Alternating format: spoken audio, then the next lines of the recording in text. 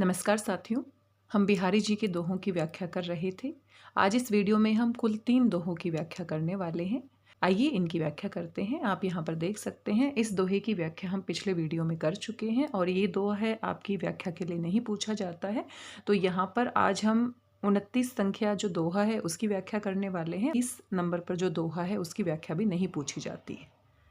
तो संख्या नंबर 29 दोहे की व्याख्या करते हैं और यहाँ पर संकेत बिंदु आप देख सकते हैं। सत्संग की महिमा को दिखाया गया है। यहाँ पर सत्संग की महिमा को दिखाया गया है। जो भक्ति है उसको श्रेष्ठ बताया गया है। ज्ञान के ऊपर उसकी विजय को दिखाया गया है। और यहाँ पर श्लेष अलंकार की छटा है। जहाँ पर श्लेष अलंकार के उदाहरण की बात आती है तो ये उदाहरण काफ़ी प्रसिद्ध है, आपने पहले भी इसे पढ़ा होगा। तो यहाँ पर कवि बिहारी जी कहते हैं, अजो तरियोना ही रहियो श्रुति सेवत इक रंग। अजो तरियोना ही रहियो श्रुति सेवत इक रंग। नाक बास बेसरी लहियो बसी मुकु तनु के संग। तो यहाँ पर कुछ शब्दों के अर्थ हम जान लेते हैं। तो अजो का मतलब होता है आज भी। आज भी ये प्रासंगिक है, आज भी ये बिल्कुल सही है। तरियोना जो है यहाँ पर श्लेष अलंकार है। तरियोना का अर्थ होता है, तरियो एक तरह का आभूषण होता है जिसे हम कानों में पहनते हैं और स्वर्ण का बना हुआ होता है, सोने के रंग का होता है ये। और कर्णफूल भी आप इसे कह सकते हैं, कानों में पहनने के कारण इनको हम कर्णफूल भी कहते हैं। और दूसरा जो अर्थ है वो किस अर्थ में लिया गया है, तर योना। तर यो ना यानी कि जो तार नहीं पाता है, यानी कि जो मुक्ति प्राप्त नहीं करता है, जिसकी मुक्ति नहीं होती है, उस अर्थ में इसका अर्थ लिया गया है। श्रुति का अर्थ कान होता है और श्रुति हम वेद पाठ को भी कहते हैं। जो ज्ञान की बातें हम पढ़ते हैं, वेद को भी हम श्रुति कहते हैं। तो उस अर्थ में भी यहाँ पर लिया गया है। एक रंग यानी कि एक जैसा रंग होना। और यहाँ पर बेसरी जो है वो बेसर नामक एक आभूषण है जो नाक में पहना जाता है। और बेसरी का जो दूसरा अर्थ है वो होता है कि बहुत ही अधम होना, यानी कि जो श्रेष्ठ नहीं होता है, जो नीच होता है, जो साधारण होता है, उसके अर्थ में भी यहाँ पर प्रयोग किया गया है। मुकुतनु यहाँ पर एक तो मोती के अर्थ में लिया गया है और दूसरा मुकुतनु यहाँ पर जो साधु सज्जन पुरुष होते हैं, जिनकी भक्ति की जाती है, जिनके साथ में रहकर भक्ति की जाती है, तो उनके अर्थ में भी लिया गया है। तो यहाँ पर श्लेष अलंकार है। 2 तरीके से इसके अर्थ लिए गए हैं। अगर साधारण अर्थ की हम बात करते हैं तो कवि बिहारी जी कहते हैं कि अजो तरियोना ही रहियो, कि आज भी जो तरियोना यानी कि तरियो नामक जो आभूषण है, जो कान में पहने जाने वाला कर्णफूल है, वो आज भी वैसा ही है। तरियोना ही रहियो श्रुति सेवत, जो कानों की सेवत यानी कि सेवा करता है, कानों में पहना जाता है। कानों में पहना जाने के कारण और एक रंग होने के कारण, क्योंकि वो सोने का आभूषण होता है, पीले रंग का, स्वर्ण रंग का होता है, और एक ही तरीके से पहने जाने के लिए आज भी वो कानों में ही पहना जाता है, यानी कि आज भी उसका कोई इतना महत्व नहीं है। नाक बास बेसरी लहियो, और जो बेसर नामक आभूषण है जो नाक में पहना जाता है, वो क्या करता है, मुकु तनु के संग, मोतियों के संग, यानी कि उसमें मोती भी पिरोया जाता है और मोती के संग पहना जाने के कारण उसकी जो शोभा होती है और अधिक बढ़ जाती है। और वो कहाँ पहना जाता है, नाक बास, नाक में पहना जाने के कारण वो किससे श्रेष्ठ हो जाता है, तरियोना से श्रेष्ठ हो जाता है, कर्णफूल से श्रेष्ठ हो जाता है। यानी कि नाक का जो स्थान है वो कानों से श्रेष्ठ होता है। वो बिल्कुल चेहरे के बिल्कुल सामने नाक पर, और नाक हमारे सम्मान का प्रतीक भी है, नाक यहाँ पर श्रेष्ठ बताया गया है। तो साधारण अर्थ क्या है कि जो तरियोना, जो कर्णफूल है, वो एक जैसे रंग के कारण स्वर्ण आभूषण होते हैं, एक ही तरीके से पहने जाने के कारण आज भी कानों की ही सेवा करते हैं, कानों की ही शोभा बढ़ाते हैं। वो मोतियों का साथ प्राप्त करके, मोती के साथ मिलकर वो नाक में सुशोभित होता है। नाक यहाँ पर श्रेष्ठ बताया गया है। किससे श्रेष्ठ बताया गया है, कानों से। यानी कि मोतियों के साथ होने के कारण जो बेसर है, नाक का जो आभूषण होता है, वो व्यक्ति के सम्मान का प्रतीक यहाँ पर दिखाया गया है। नाक यहाँ पर कानों से श्रेष्ठ होता है।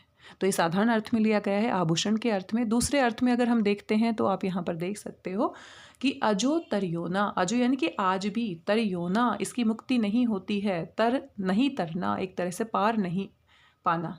अजो तरियोना, जो आज भी नहीं तरा है, यानी आज भी जिसकी मुक्ति नहीं रही है। किसकी नहीं रही है, श्रुति सेवत, जो क्या करते हैं, वेदों का ज्ञान प्राप्त करते हैं, जो ज्ञानी पुरुष होते हैं, वो किसकी सेवा करते हैं, वो पोथियों की सेवा करते हैं, ज्ञान की सेवा करते हैं, वो ज्ञान प्राप्त करते हैं एक ही तरीके से। और इस कारण से आज भी वो तरियोना, उनकी मुक्ति नहीं होती है, वो पार नहीं उतरते। नाक बास बेसरी लहियो बसी मुकुतनु के संग, लेकिन जो भक्ति करने वाले जो बेसरी, बेसरी यहाँ पर किस अर्थ में लिया गया है? साधारण अर्थ में। जो अधम पुरुष होते हैं, जो ज़्यादा श्रेष्ठ नहीं होते हैं, वो भी क्या करते हैं? मुक्तनु यानी कि जो जो साधु सज्जन पुरुष होते हैं, उनके साथ रहने के कारण, उनके साथ भक्ति करने के कारण, उनकी संगति के प्रभाव से, सत्संग की महिमा से आज भी वो क्या हो जाते हैं? नाकबास, यानी कि नाक यहाँ पर किसके अर्थ में लिया गया है? मुक्ति के अर्थ में लिया गया है, स्वर्ग के अर्थ में लिया गया है। वो क्या करते हैं? स्वर्ग को प्राप्त कर जाते हैं, मुक्ति को प्राप्त कर जाते हैं। साधारण से मनुष्य भी सत्संग करने के कारण, भक्ति करने के कारण, तो सत्संग की महिमा को यहाँ पर दिखाया गया है। लेकिन जो ज्ञानी पुरुष होते हैं, जो वेदों के ज्ञाता होते हैं, वो एक ही तरीके से सेवा करने से, एक ही तरीके से बार बार अध्ययन करने से, ज्ञान प्राप्त करने के कारण तरियो ना आज भी उनकी मुक्ति नहीं होती है। लेकिन जो साधारण मनुष्य होते हैं, वो साधु पुरुषों की संगति के कारण, सत्संग की महिमा के कारण आज भी क्या है? श्रेष्ठ हो जाते हैं, आज भी उनको मुक्ति प्राप्त हो जाती है। नाक बसी, नाक यहाँ पर स्वर्ग के अर्थ में लिया गया है, मुक्ति के अर्थ में लिया गया है। और इसका तीसरा अर्थ भी कहीं ना कहीं बताया जाता है। यहाँ पर दो अर्थ तो लिए ही गए हैं, लेकिन साथ में श्लेष के अर्थ में एक और अर्थ यहाँ पर लिया जाता है।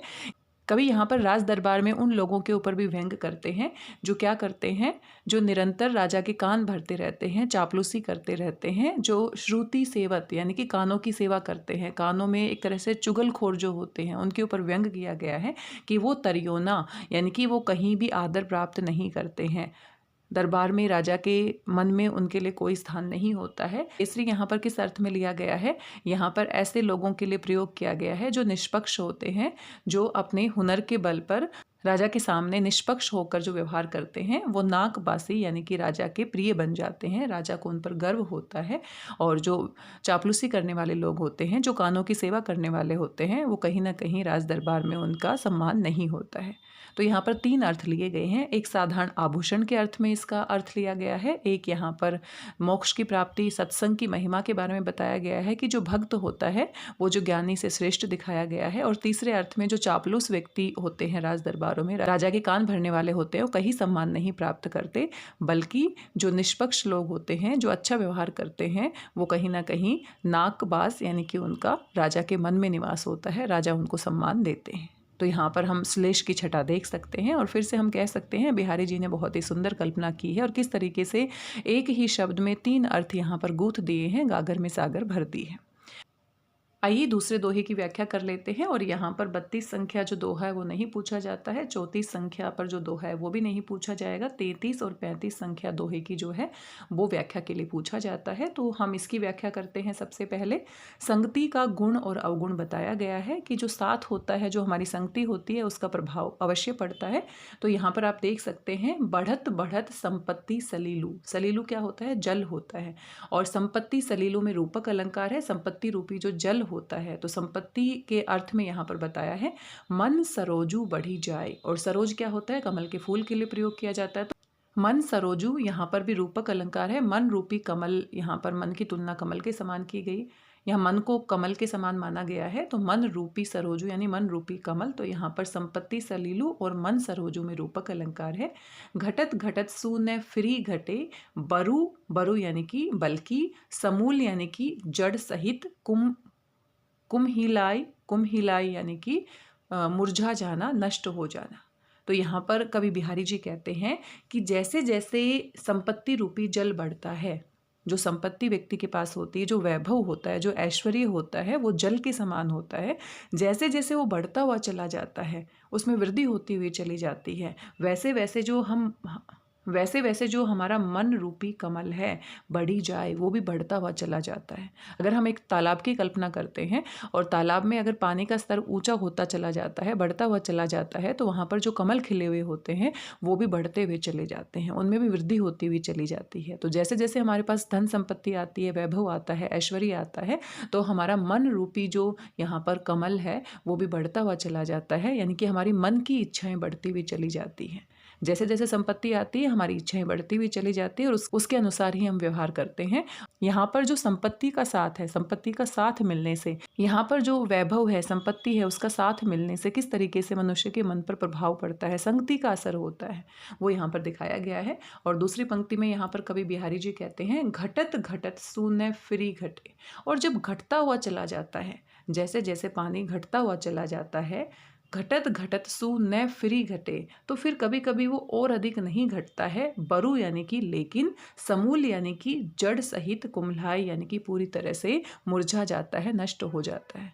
तो जैसे कमल का फूल है, जैसे पानी का स्तर बढ़ता हुआ चला जाएगा तो कमल में वृद्धि होती हुई चली जाएगी, कमल भी बढ़ता हुआ चला जाएगा। लेकिन वैसे वैसे पानी का अगर स्तर नीचे होता है, घटता हुआ चला जाता है, तो कभी कभी ऐसा होता है कि कमल घटता नहीं है बल्कि पूरी तरह से वो मुरझा जाता है। तो जैसे जैसे हमारे पास संपत्ति और वैभव कम होता हुआ चला जाता है, वैसे ही हमारे मन की इच्छाएं भी नष्ट होती हुई चली जाती हैं। और कहीं ना कहीं कभी कभी ऐसा होता है कि मन में असंतोष पैदा हो जाता है, हम एक तरह से संतुलन नहीं कर पाते हैं और हमारे मन की इच्छाओं के ऊपर बहुत बुरा असर पड़ता है। तो यहाँ पर जो धन है, वैभव है, ऐश्वर्य है, उसकी संगति का असर बताया गया है कि जैसे जैसे वो बढ़ता है तो वैसे वैसे हमारी इच्छाएं बढ़ती हुई चली जाती हैं, हमारे व्यवहार में परिवर्तन आता हुआ चला जाता है। और जैसे जैसे वो कम होता है तो कम होने के प्रभाव से कभी कभी ऐसा भी होता है कि केवल हमारी इच्छाएं कम ही नहीं होती बल्कि असंतोष की भावना पैदा हो जाती है, और जो हमारे व्यवहार के लिए अच्छी नहीं है। तो इस तरीके से यहाँ पर संगति के गुण और अवगुण यहाँ पर बताए गए हैं। किसी अच्छे पुरुष की संगति होने पर हम किस तरीके से आगे बढ़ते हुए चले जाते हैं, और उसकी संगति ना पाने से कहीं ना कहीं हमारे मन में असंतोष पैदा हो जाता है और वो हमारे जीवन के लिए अच्छा नहीं होता है।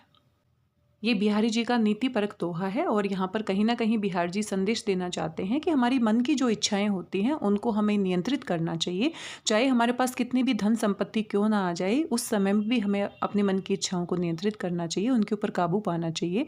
और जब हमारे पास धन और संपत्ति कम हो जाती है तो ऐसा नहीं होना चाहिए कि हमारे मन में असंतोष पैदा हो जाए, इच्छाओं के कम होने से कहीं ना कहीं हमारा संतुलन बिगड़ जाए, बल्कि हमें अपने जीवन में आनंद की प्राप्ति के लिए अपने मन में संतुलन बिठाना होगा, अपनी इच्छाओं का संतुलन करना होगा। ये नीतिपरक दोहा है, और यहाँ पर अनुप्रास अलंकार की छटा हम देख सकते हैं, बढ़त बढ़त आप यहाँ पर देख सकते हैं, रूपक अलंकार की छटा आप देख सकते हैं। इस प्रकार से हम कह सकते हैं कि संपत्ति का मन पर किस तरह से प्रभाव पड़ता है उसको बड़े ही सुंदर ढंग से इस दोहे में यहाँ पर चित्रित किया गया है। मन की जो अभिलाषाएं हैं वो किस तरीके से संपत्ति के बढ़ने से और घटने से प्रभावित होती हैं। तो यहाँ पर कहीं ना कहीं ये संदेश दिया जा रहा है कि हमें अपनी मन की इच्छाओं को नियंत्रित करना चाहिए। कवि बिहारी जी कहते हैं कि जब मनुष्य का संपत्ति रूपी जल बढ़ता है तो उसका मन रूपी कमल भी कहीं ना कहीं बढ़ता हुआ चला जाता है। जैसे जैसे मनुष्य के पास धन बढ़ने लगता है तो उसकी जो इच्छाएं हैं उसकी इच्छाएं बढ़ने लगती हैं, और जैसे जैसे संपत्ति रूपी जल जो है वो घटने लगता है तो मन का जो कमल है वो कहीं ना कहीं मुरझा जाता है और पूरी तरह से असंतुष्ट हो जाता है। धन चले जाने पर असंतोष की भावना तभी पैदा होती है जब उनकी इच्छाएं पूरी तरह से नष्ट नहीं होती हैं, क्योंकि वो इच्छाओं को नियंत्रित नहीं कर पाता और उसके मन में असंतोष की भावना उत्पन्न होती है। आइए आगे बढ़ जाते हैं, और तीसरा दोहा यहाँ पर आप देख सकते हो, और ये बहुत ही महत्वपूर्ण दोहा है। इसकी व्याख्या आपने पहले अवश्य पढ़ी होगी, और ये यमक अलंकार के उदाहरण के रूप में आपने अवश्य पढ़ा होगा। बहुत ही प्रसिद्ध दोहा है। कनकु कनकते 100 गुनी, मादकता अधिकाई, उही खाए बोराए, इही पाए ही बोराए। यहाँ पर कनकु लिखा हुआ है, लेकिन जब हम पढ़ते हैं तो कनक कनक दोनों एक जैसे ही शब्द होते हैं। कनक कनकते 100 गुनी, मादकता अधिकाई। तो यहाँ पर जो कनक और कनक है यहाँ पर यमक अलंकार है। पहला जो कनक है वो किस अर्थ में लिया गया है? धतूरे के अर्थ में लिया गया है। कनक जो होता है वो धतूरा होता है, और धतूरा एक ऐसा पदार्थ होता है जिसको खाने से नशा हो जाता है, मादक पदार्थ होता है। और दूसरा जो कनक है वो किस अर्थ में लिया गया है? सोने के अर्थ में लिया गया है। तो सोना जो होता है उसके अंदर भी नशा होता है। सोना प्राप्त करने के बाद, धन संपत्ति प्राप्त करने के बाद व्यक्ति में एक तरह का नशा हो जाता है। तो किस तरीके से बिहारी जी यहाँ पर बता रहे हैं कि कनकु कनकते 100 गुनी, मादकता अधिकाए। मादकता क्या होता है? नशा होता है। उही खाए बोराए, जो धतूरा होता है उसको तो खाने से ही बोराए यानी कि पागलपन हो जाता है, नशा हो जाता है। यही पाए ही बोराए। लेकिन सोना जो होता है, धन संपत्ति जो होती है, वो तो इतनी मादक होती है कि उसको तो प्राप्त करने मात्र से, उसको तो खाया भी नहीं जाता, प्राप्त करने मात्र से ही मनुष्य में क्या हो जाता है? नशा हो जाता है, अहंकार आ जाता है। इसलिए यहाँ पर कनक शब्द का 2 बार प्रयोग किया गया है, दोनों बार इसका अलग अर्थ लिया गया है। यमक अलंकार की छटा हम देख सकते हैं। धतूरे को खाने के बाद हमें नशा होता है, लेकिन जो सोना होता है उसको तो प्राप्त करने मात्र से ही व्यक्ति में नशा हो जाता है, यानी कि घमंड हो जाता है। तो ये भी नीति परक दोहा है। कहीं ना कहीं बिहारी जी समझाना चाहते हैं कि हमें अहंकार नहीं करना चाहिए। जो धन होता है उसका जो नशा होता है वो बहुत ही खतरनाक होता है, तो कहीं ना कहीं हमें उससे बचना चाहिए, और यहाँ पर उदाहरण के माध्यम से यहाँ पर स्पष्ट करना चाहते हैं। आशा करती हूँ आज के तीनों दोहे आपको समझ में आए होंगे। ज़्यादा मुश्किल नहीं है, एक बार आप पढ़ लेते हैं तो अच्छे से व्याख्या आपको समझ में आ जाती है। आज के इस वीडियो में बस इतना ही। मिलते हैं किसी नए वीडियो में। तब तक स्वस्थ रहिए, व्यस्त रहिए, मस्त रहिए और खुश होकर अभ्यास करते रहिए। धन्यवाद, बहुत बहुत धन्यवाद।